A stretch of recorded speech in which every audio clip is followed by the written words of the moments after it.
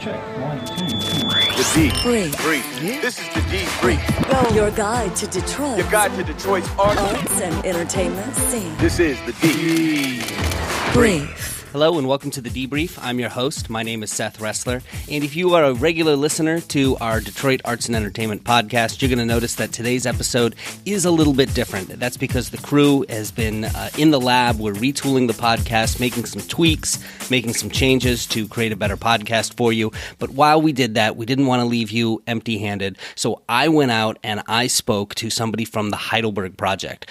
Specifically, I spoke to Jenenne Whitfield. She is the president and CEO. And if you've never seen the Heidelberg Project, it's amazing. It's at the 3600 block of Heidelberg Street in Detroit, and it's this outdoor art installation that was started over 30 years ago by the artist Tyree Guyton, and he just keeps adding it and changing it, and the project has just evolved over the years, and it is now, it encompasses all these different projects, like they're working in schools and they're doing other things with the city, and so it's really been amazing. But on top of that, they also have their very first conference coming up in October. It's happening October 11th through the 14th. It's the Heidelberg 360 Conference. And this is really about how artists and cities can work together. So this is something that whether you are an artist here in Detroit or you are a city leader, be that a government leader or somebody who is involved in business, something that you're definitely going to want to check out. So I had the opportunity to sit down with Jenenne and talk to her about both the history of the Heidelberg Project over the last 30 years and about its future. And I wanted to share that conversation with you. So here it is. Thank you so much for taking the time to sit down with me today. I really appreciate it. There's a lot of exciting stuff going on with the Heidelberg Project, so I want to get into that. I know you've got the conference coming up, and I know that there is this Heidelberg 3.0 that we're going to talk about. Yeah. But before we get to that, for people who may not be familiar with the Heidelberg Project, what is it? That's probably a good question that many people have an interpretation about. But let me tell it to you like this, because I think it's important to maybe share my story. I've worked with Tyree Guyton in the Heidelberg Project for 25 years. I'm a native Detroiter, born and raised, and 25 years ago, in June of 1993, I literally turned down Heidelberg Street by accident. And my mouth just dropped open, and I just thought to myself, WTF, what is all of this? And I actually asked a gentleman who turned out to be the artist. I asked him the question, and he just says to me, why don't you get out and check it out? But if I were to, and so I did, I should say that. I got out and checked it out, and I thought it was the most ridiculous thing I had ever seen and heard about. And it's funny how to think about that conversation 25 years ago. But to me, when you turn down Heidelberg Street, you're experiencing a jaw-dropping experience where the street literally bursts with color, explosion, found, recycled, or repurposed materials, refashioned in different ways to tell a story. Now, I'm giving you only the visual aesthetics of Heidelberg. That is what the artist intended. He wanted to draw you into his neighborhood by creating something that was whimsical, different, and would make you ask questions. So it is just this outdoor open art environment that is really wild and has changed and has had many lives, and it's innovation at its finest. Now that's from the aesthetics perspective. But as an organization, and this is what my role is, we are actively involved in art production, community development, and art and education. So we have, for example, a program called HALA, and that stands for Heidelberg Arts and Leadership Academy. We're currently working with 4 high schools, bringing art, community, and creativity back into these kids' lives, because the art programs are stripped. When we talk about community development, we're currently, after so much struggle and so much fight, renovating one of only 2 houses left standing after 12 fires, and that is known as the Number House. So that starts to move us into what is the next iteration of Heidelberg. So community development, and then we also create art. Tyree Guyton is first and foremost an artist. And he's one of the lucky artists, I think, because he is an artist that has been free to be creative. And he doesn't have to deal with the politics as much. He doesn't have to deal with raising money. He doesn't have to deal with any of that. And so he is, he's free to create. And as you've seen, if you've looked at Heidelberg Street, he's a creative monster. So that's really what the Heidelberg Project is about. It's a visually stimulating outdoor art environment that does very interesting and unique programming as well. You mentioned the artist behind all of this. Tell us a little bit more about Tyree. What's his background and what was he doing and how did he get into all of this? Well, Tyree Guyton is an artist who is native to Detroit, who was also born and raised on Heidelberg Street. And the Dottie Waddy house, for example, which is the house covered in polka dots, has been in his family since 1947. So he really does have strong connections to the community. And he grew up here. He went to art school. But the story goes that his grandfather put a paintbrush in his hand at the age of 9. And he felt like his hand was on fire. And he knew at that moment he was going to be an artist. But of course, as fate would have it, he went on to do other things. He ended up at CCS. He tells the story that CCS told him that he didn't fit in. This was in the mid-'80s, early 80s. And so he dropped out. And shortly after that, he founded the Heidelberg Project in 1986. Ironically, in 2009, CCS awarded him his honorary doctorate of fine arts. So you can see how that goes. But Tyree also has a second doctorate, which was given to him by the Theological Ecumenical Council. So he is also recognized for his humanitarian efforts and the way that he's given 30 years of his life to really advocating and changing the dynamics of that community that he was born and raised in. So I would call Tyree an artist as well as an art activist. And he has been continuing that work for over 32 years now. Do you think that when this all started, there was any idea that it would grow into the organization and the force that it has become? Absolutely not. Tyree Guyton is probably one of the most honest people I've ever met in reference to him staying true to who he is and what he believes in. And the Heidelberg Project literally grew with him. And many, many people have crossed our paths over the years to work with us, to try and help us along the way. But some of those relationships are as old as Heidelberg itself. People who've been involved with us. So I know that he did not think it would grow into what it has today, but it's grown so beautifully. Even with all the struggles, a demolition in 91 by city administration, a demolition again in 1999 by the city administration, and then a series of 12 fires between 2013 and 2014. I think most people would have given up. But I think because of what Tyree and I believe, the material things, such as the things that he uses to create the art, are not nearly as important as the way in which we are, I think, recycling the human spirit. For example, the polka dots is symbolic of how all races are needed for whatever it is that we're doing. And so we care about principles over personalities and principles over things. And so that's how we've continued to push forward amongst some of the tragedies we've had and experienced. We're using the Heidelberg Project as a work to really talk about how we can bring people together to do some great things. I want to come back and talk about the tragedies and challenges you faced over the years. But before we do, tell me what the original premise of the project was. Like, what was the concept? The concept originally was Tyree was tired of the blight and the brokenness and the dilapidation in his area. And so he picked up a broom together with neighborhood children and his former wife at that time and his grandfather, and they really started by cleaning up one vacant lot. And as he cleaned up the vacant lot and collected all this stuff, he thought, all right, I'm going to take this stuff and reincorporate it back into this abandoned house. So Tyree originally started addressing blight in his community, and that is how, and using his art form to do that. Was he trying to be a community activist? No. He was using his art You've mentioned a couple of the pieces that were there over the years. I mean, can you talk about some of the signature pieces, the Numbers House, the polka dots? Well, many of the Heidelberg Project consists of abandoned houses for the most part over its 32-year period, as well as incorporating the street, the trees, and found materials or repurposed materials. For example, there is existing on Heidelberg Street now what's known as the Souls of the Most High. That piece was created because Tyree's grandfather, who helped him to create the project, recalled lynchings in the South.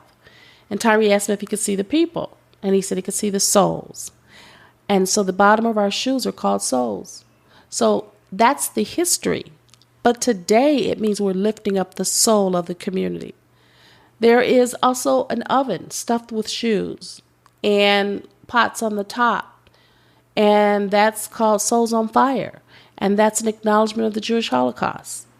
That the symbolism behind the polka dots, bringing all races of people, and the Number House, the family that lived there, they loved the numbers game. And the woman, the grandmother, matriarch, said that that's how her children learned how to count. So that was created in their honor, the Number House. And there are certain other elements of the canvas that are still existing, but some of the things have been lost. And then, as I said, Tyree keeps creating. Talk about some of those losses. I mean, let's start with the demolitions that happened. Tell me the story of what happened there. It's so long ago, but basically the biggest contention with the Heidelberg Project for the first 25 years, is it art or is it junk? And then you can take it from there. Then with the fires, for example, a disgruntled kid in the neighborhood, we know who set the first fire. We can't prove it, but we know who set it. And then he must have lit a fire under somebody else, because the next 11 fires were very clean and they were very quick. So there was so it seems, it's sketchy. We don't know. But we're not dwelling on it. We have to move on. And as I said before, things can be replaced. But what I think the dynamics of the work and the people that have been changed as a result of Heidelberg is it's crazy. There are 196 or 95 countries in the world, depending on what source you go to. And visitors from 144 have signed our guest books. So do you think the perception has changed to that, the answer to that question? Yes, because Heidelberg is true innovation. It's raw innovation. It's experimental. It's looking at how, after 100 years of industry, we're learning how to create again. It's like a child who plays with various things and then he looks up and he's created something phenomenal. Heidelberg is that kind of an evolution. It took me off my path 25 years ago of corporate America. Thank goodness. I got to tell you. I mean, I wouldn't trade this experience for anything in the world. It's dynamic. We meet people from all over the world. We've been to 5 continents with this work, and we're going to Africa in December. So that to me is powerful work. But I'm excited about what we're getting ready to do right now, which is we're putting together a conference for the Heidelberg Project. And the story goes like this. The Yerb Family Foundation, who's been a sponsor of Heidelberg's for almost 10 years, basically said, you've got quite a story. We want you to unpack it. So we want you to do a conference. And I thought to myself, no, I don't want to do a conference. I've never done a conference. I don't know how to do a conference, but I'm doing it. But instead of just unpacking our history, we are using this as an opportunity or giving a platform to the arts community of Detroit. So our real goal, in addition to unpacking our history, we're also looking for ways that we can build a more sustainable arts community in the city of Detroit. So who should come to the conference? I think that I want to share this, that we're not preaching to the choir. We're bringing together politicians. We're bringing together business and civic-minded people and artists. And I would say anyone who has, first of all, $200, because we have to pay for this. Sure. It's 2 full days and 2 half days. But there's food, there's a party, there's all kinds of exciting things. So if you can afford it, you pay $200. But artists, we have two things going on. One, artists up to a certain number can pay $50 and come to everything. But also on Saturday in the morning and afternoon, we're making that a free day for artists. But they have to register. Everybody has to register so that we have a good count. So again, $50 for artists who want to come, learn, give input. They pay $50. They get access to everything. Or if you can't even afford that, we've made one component of the conference absolutely free for artists on Saturday. What we're going to be discussing is we're going to be unpacking Heidelberg. I think that you're going to see art as how art is a catalyst for social change. You're going to look at art as a source of healing. You're going to look at art as it deals with trauma, art in the economy. Did you know that we contribute $7 million to the Wayne County region, Heidelberg? So we're talking about art in these various sectors and the important role that art plays mostly in helping to define Detroit's new future. And when you say artists should come to this, are we talking visual artists? Are we talking performing artists? Are we talking both? We're talking all artists because all artists are affected. I think that, think about this. The techno musicians, pretty talented guys, right? Well, many of these, what they call the godfathers of techno, grew up on watching Tyree on Heidelberg Street. Right. They're affected by this. Visual artists, performing artists, they're all affected by whether or not Detroit builds a stronger and more powerful platform to support the arts that are helping to define Detroit and its future. So walk me through some of the events that are going to happen as part of the conference. So let's say day one, we're going to have a pig roast. Welcome, and we're going to do that in a surprise location. It's very exciting. But we're just going to welcome everybody and have a chance to network, have some Detroit entertainment. I'm going to hear from the Detroit High School Performing Arts and the band. So that's day one. And so that's just half a day. The second day, Friday, is intense. We have 6 concurrent sessions, or strike that. 6 sessions, and they're concurrent, so 2 and 2. And this is when we're bringing together business leaders, politicians, and all of these people who have direct experience with Heidelberg. And they're going to be talking about Heidelberg 3.0. We're going to be talking about art and healing. We're going to talk about the various ways in which the arts have really are playing a key role in our society in general. So that's day one, or day two, strike that. And then we're going to tour Tyree's studio later that evening. Saturday is the day that we're bringing the artists together. They're having a round table, but around action items. We're also having a guest artist flown in that we love and who works in a similar type of work as Tyree, Dr. Charles Smith. Then we are doing what we call up close and personal, where we're literally, Tyree and I are going to sit in questions and answers and really unfold what this journey has been about. Then we're having a MOCAD party, where Tyree, you'll see his other part 2 of the exhibition that is really a 30-year retrospective in many ways of Heidelberg and Tyree Guyton. There will be a talk by Tyree and a book signing.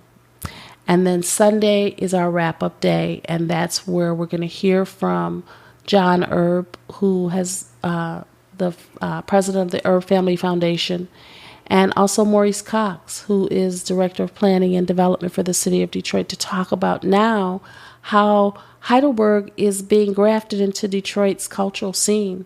We've earned it. It's important, and I think it also demonstrates Detroit's rich innovation and original spirit. You talk about the business leaders and the government leaders participating in this. What do you want them to get out of this conference? I think they have an opportunity to learn. They have an opportunity to learn how important and impactful the arts are in Detroit. And we could look at legislation and policy, for example, for making some critical changes to how the arts are supported in the city of Detroit. Heidelberg has been through it all. And some of the things, people are just astounded that we haven't been able to advance more than we have. And yet we've given so much to the city. Well, many other artists and arts organizations can say the same thing. I think Detroit, being as hot as it is in the arts, needs an arts council. We need support. Right. So that the artists don't have to feel so competitive, so that the artists feel like there's a foundation that's supporting their efforts like any other big business. And I want you to think about this. Every time there's some new clip about what's hot in Detroit, they always include the arts. So they're using the arts to promote Detroit as a city of happening place, but they're not supporting the arts and giving back to allow us to continue and flourish. Expand on that. I mean, what is the state of the arts community here in the city of Detroit, and what's your sense in terms of how that compares to other cities? Well, it's pathetic because certainly if you go to New York or Chicago, you're going to find that there is a cultural affairs department or an arts department.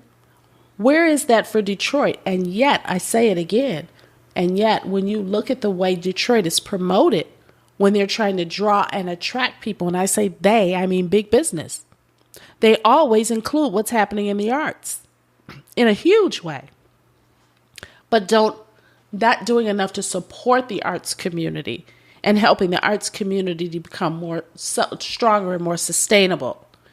Yes, I get a grant here and there. Yes, I get this, that you'll corporate sponsor my event. But what we need is policy, and we need a stronger foundation and platform from which the arts can grow, because it's such a big part of Detroit's future. Yeah. Nationally, there is this story about the resurgence and revitalization of the city of Detroit. I think locally there's some discussion about whether it is happening in some neighborhoods and not others. Where do the arts fit into that discussion? Well, I think right now we're the greatest, perhaps, demonstration of how art can bring new hope into a community. Our position is we have a strong economic impact in a community, a neighborhood, and we're changing it. People are moving into the neighborhood because they want to be attached to the Heidelberg Project energy. That's investment. That is a way to help strengthen that community and bringing in business, but not big, fat cat business. What we're looking at is the small business. That's where we're back to. We're back to learning how to create again. So we feel that the Heidelberg Project is a catalyst to jumpstart economic development in one neighborhood. Now, if you can look for the catalyst in other neighborhoods, then that reduces the reliance on city government and puts the reliance more on the individual people. And then you start giving people hope again because you're tapping into what they can do. So do you think there's a formula here that can be replicated in other neighborhoods? I absolutely do think that are aspects of what we're doing that can be replicated. We've always felt Heidelberg could be a blueprint. But every community doesn't need, for example, a Heidelberg Project. Perhaps there's something else that's rich in that particular community that can be expanded upon by the people in the community. And that's how you build development from the inside out, as opposed to always looking at the peripheral or building from the outside in. And you leave out a whole group of people who have no say and who feel alien in their own city. That's crazy. And I don't want that. Neither does Tyree. And so that's part of what this work is about, too. The project's been around for decades. I think there was a little bit of surprise when Tyree announced that it was going to be slowly dismantled and that this is the next phase, and this is Heidelberg 3.0 is what this has been dubbed. That's right. Explain what Heidelberg 3.0 is. Well, I think we have to go back and look at why we've been through a lot. And, of course, Tyree's given 30 years of his life, and I love the way he describes this. He says, I've been traveling up an elevator for 30 floors. I'm at the top. And now I'm going to come down, but I got to stop on every floor. That's the gradual time. That's the transitional time that we're looking at right now to begin to help define what the next iteration is going to be. Heidelberg 3.0 is nothing more than a more defined Heidelberg project where we're looking at more formal development, where we're looking at literally creating an arts community where artists not only live and play, but they own. Do you see what I'm saying? That's what we're looking at, and that's what we're growing, and that's what we're building. The work that is currently on Heidelberg is slowly being moved to various places, as you see or learned at MOCAD. And then Tyree has several elements of the Heidelberg Project at Site Lab, which is attached to Art Prize in Grand Rapids. So you're seeing parts of the Heidelberg Project that you maybe have been familiar with as each time you've gone there. Now they're gone. Yeah, they're gone, and they're gone to other places, and they'll have lives in other places and hopefully end up in museums. And now we're going to use the vacant lots to do a different type of creativity and development. With this evolution, you took on the role. I mean, you've been involved with Heidelberg for decades, but you took on the role that you have now last year. Tyree put me in this position as president and CEO. So what does that mean, and what does that mean for the evolution of the organization? It means that Tyree Guyton himself is stepping back, and it's time now for Heidelberg to grow up. It's time for others to be involved, and so I'm just leading that growth. Where we're now literally giving the gift of Heidelberg to the community. And who else is involved? I mean, talk about the other people in the organization. We have a staff of 7. We have a board of directors. There are many people involved with Heidelberg, and we have a national board, quite frankly. And we are also working with the city of Detroit now.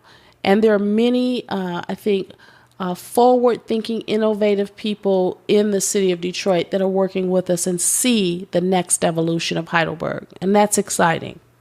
And, you've talked a little bit about some of the other aspects that you're involved in, the education and things like that. Talk about some of these other things that you're doing. Well, I think our educational program is only going to expand. That's part of the reason we're going to Africa.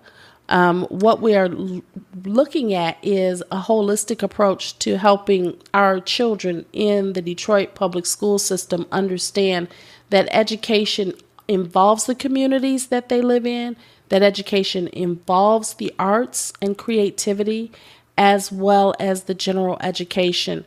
So when the kids are doing, for example, they did their own murals in the school, coming from their own thinking, coming from their own education, after having exposed them to murals in the market, and they're partners of ours, by the way, or having exposed them to the Heidelberg Project, teaching them the background of it, them understanding the artist's struggle, the kids having an opportunity to meet the man who did this that they've only read about in books, and then taking that energy and unfolding it on their own school walls. There's also a lot of writing, rites of passage, where we're teaching the kids, and I can't even think of this right now, so I'll leave that part alone. But it's spoken word. It's being able to express yourself. So, and those programs are happening in the schools and out of the schools because the kids are literally learning about their own community. It's exciting. Yeah. And high schoolers. So we're trying to capture and give the kids something to look forward to when they think about what their life is going to be beyond school. You've touched on this trip to Africa that's happening in December. Mm-hmm. Who's going and what's happening? The HALA team, Heidelberg Arts and Leadership Academy, is going, and we're doing an exploratory trip to look at an exchange program with our kids from the Detroit Public Schools, potentially going to Africa next year. And where in Africa? Ghana. Oh, really? Yes. My parents met in Ghana. Oh, wow. They were in the Peace Corps together. That's amazing. Yeah. That's great. Tell me a little bit. I know you've had an exhibit over at MOCAD, and there's another one coming in October, right? The exhibit that's at MOCAD right now is 2 + 2 = 8, 30 years of the Heidelberg Project. And that is a type of retrospective that's in their large Woodward room. The second part to that exhibition will unfold on October 13th, which is our conference. And that's where people will have an opportunity to actually see Tyree's process. Many people don't know that before there ever existed a shoe tree or a Souls of the Most High on Heidelberg Street, it first existed on a 3 by 5 inch piece of paper. So Heidelberg is whimsical, yes, but Heidelberg is also very, very layered and very complex, the way in which it has unfolded all of this time. So you will see that. You will see that Tyree has a process that he creates these studies, and then that catalog that will contain a lot of his work that you've never seen on Heidelberg Street. He's very prolific. He is an a very powerful creator. That's what he does. Yeah. So if I've never experienced the Heidelberg Project, I mean, what advice do you give to people to experience it the first time? Is there a best way to do it? No. I think that it's the best way to experience Heidelberg is an honest experience. Go there with an open mind and then ask questions. That's what I did. Look at me now. Literally. I could not believe this man had really taken so much time to reconstruct junk. That's what I was thinking. But I saw those kids hanging around this artist, pulling on his pants, trying to get his attention. And they weren't asking for money or candy. They were asking for a paintbrush. Wow. It was deep. Those kids are all grown up now. So, and to think that that's still going on. See, we need that right now in the state and condition our country is in. You know, we're seeing things that we never dreamed we'd see. And so, equally so, you know, you've got to start putting your best foot forward in terms of turning things around. You know, as we look at the negativity, the positivity has to grow just as powerful. Well, the conference is coming up. Best of luck with it. I know how much work goes into conferences. It's a lot. Oh my gosh, I think Phil's still in it. But I really do encourage people, if they want to learn, if they want to have their voice heard, this is a really great place for that to happen. And where can they go to find out more details about it? Yeah, it's heidelbergconference.org. And it's easy to find from our website, which is heidelberg.org. Just have to get Heidelberg spelling right. That's all. But it's easy to find. You know, you can find anything on the internet now. Just heidelberg.org. There you go. You can find it. We'll include links in the podcast notes as well. Mm-hmm. Well, thank you so much for taking the time to sit down with me. This is fascinating. I learned a lot. It is fascinating to me too still, and I'm still in it. The D Brief. Your guide to Detroit's arts and entertainment scene.